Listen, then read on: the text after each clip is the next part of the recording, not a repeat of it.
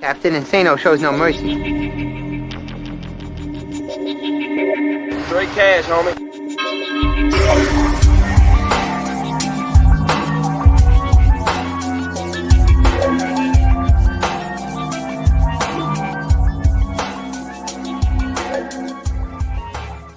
Hold on to your butts. Halftime, Packers and Titans.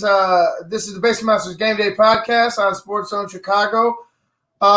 Man, dude, like that was at first. It looked like it was going to be a blowout. It looked like Green Bay was going to walk away with this one, and it wasn't going to be, it wasn't going to be pretty. And then, I just want to get to. I want to make this point before anything. I'm not saying that Green Bay's got like the referees are playing favorites out there or whatever. Because this shit is rampant throughout the NFL. The bad officiating, just terrible calls. The offsides on that block punt. I believe they call it offsides. Where? I'm still trying to figure out where it was. I don't know if the dude blinked, if he got a snowflake in his eye, or some shit. But it was not there. There was no call there. That was. I mean, luckily. They ended stopping them, and they went down and scored the touchdown. But you felt the momentum shift with Tennessee. I think that I think Tennessee is going to come out in the second half and be pretty tough. Yeah, I think they're going to get a heavy dose of Derrick Henry in Green Bay. And then, like we said, we've seen AJ Brown catch a few, and he's a big body guy too. So if he can start breaking free, and then throw in Corey Davis on top of that, and then you got Jonnu, which we haven't seen for like 3 weeks. Yeah, he's got the touchdown. Came in, caught the touchdown. So it took them a minute to get started. Maybe they were just freezing their ass off, and they just had to get used to it, get warmed up a little bit. I don't know. Maybe. But their play callings got a little better too, and Henry started finding a little bit of space. And I look for Henry to be toting it heavy in the second half. Well, right now he has 11 carries, 35 yards, but the point is you have to continue to use him by any means. Get him out, and if you could get him out receiving, get him the ball any way possible. Running will be best. But so far so good at keeping pace with them. I never really felt like the Titans were going to be fully in control, but I think in that second half they really did a good job, or late in the second half they really did a good job of buckling down and keeping it within reach. I mean, 12 points isn't. It's a good lead, but it's not insurmountable. So for me, the Tennessee Titans just need to continue to do what got you here, got you to this 10-4 record. And don't stray away from that, but you have to limit mistakes. Ryan Tannehill, you can't have you can't have a pick. You just can't have it.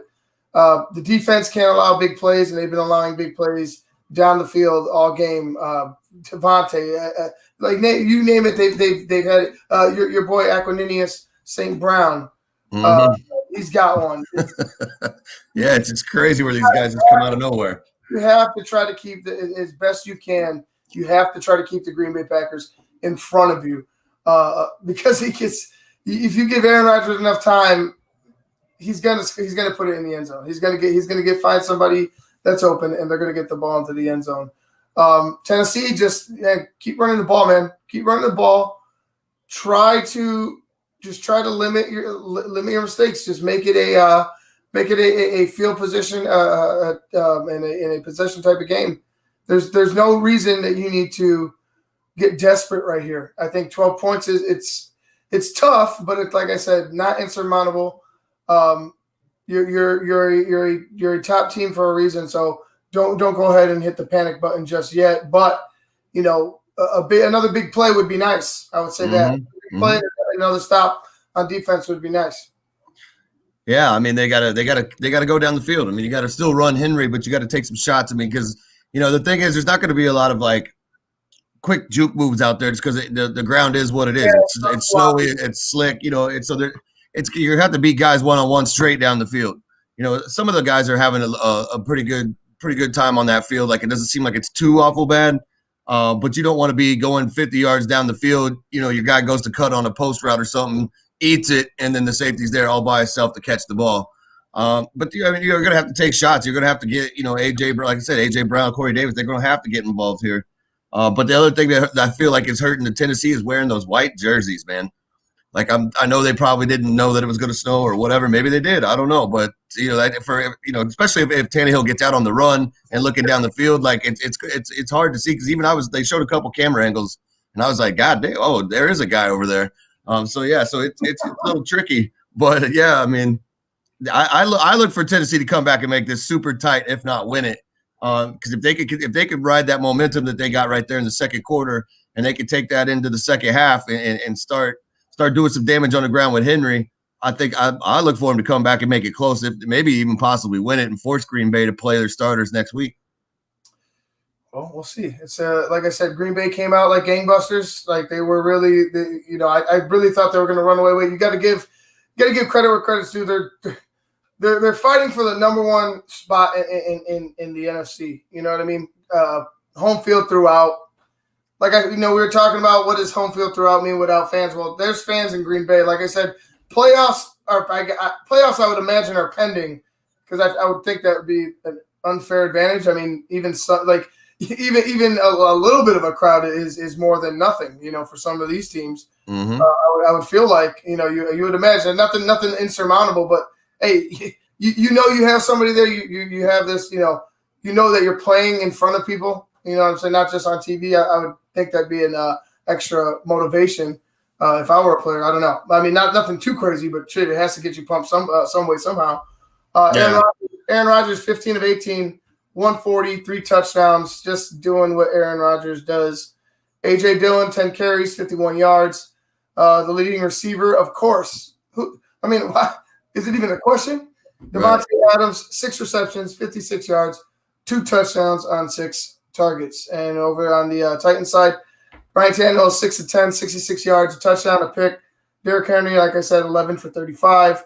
A.J. Brown leads away in receiving with 3 receptions for 34 yards. All right, you know what? We're going to go ahead and wrap things up right here. I want to go ahead and get to that second half because, like you said, it looked like the momentum shifted a bit. Not saying that the Titans are going to do just run the table in the second half, but it looked like they had a little fight. Oh yeah. And then just to piggyback real quick on what you said about what is home field advantage. I mean, for Green Bay, we don't have to travel, and some of those warmer weather teams have to come up and play in Green Bay, where they're used to the weather, and some of those other teams aren't. So I mean, there's that aspect as well. And the snow. I mean, we've seen some of the craziest games in the NFL ever on the snow. And we talked about outdoors. They have indoor facilities. Like they're practicing indoors. Oh yeah, no, I mean they're practicing, but I'm saying practicing in a 50 degree controlled environment and coming to Green Bay when it's -6 and snowing. The Packers.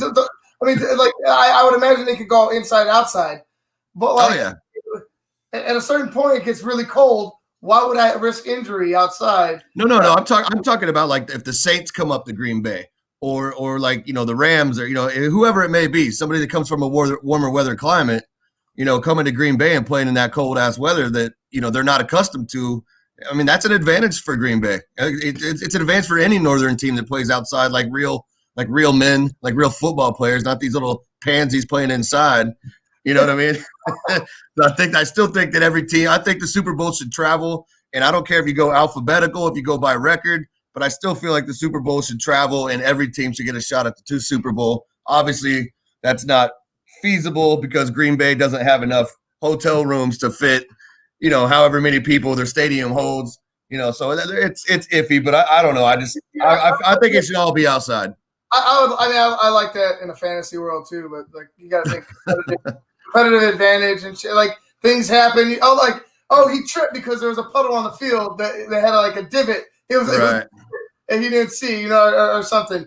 Like I don't know. I'm thinking of the ridiculous thing, but I understand where you're coming from. That'd be cool to see every stadium, every city get a Super Bowl, but it is what it is. Money. It's mainly money. Right. Oh yeah. Well, I mean, especially in Green Bay, where like all the it's all season ticket holders. So I mean, it's not like even if me or you wanted to go to the Super Bowl up there, we could get in. But who knows? We'll see what's happened. But I'm anxious to see what the second half brings, and I'll be rooting for the Titans for sure.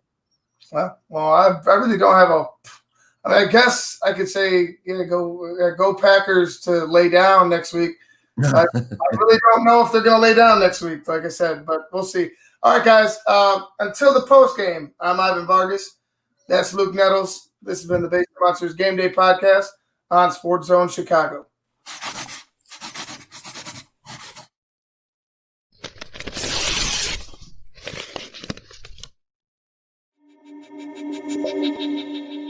Captain Insano shows no mercy.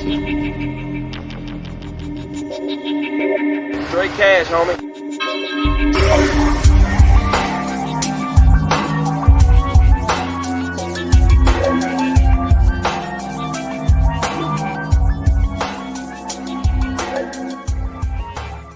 Hold on to your butts.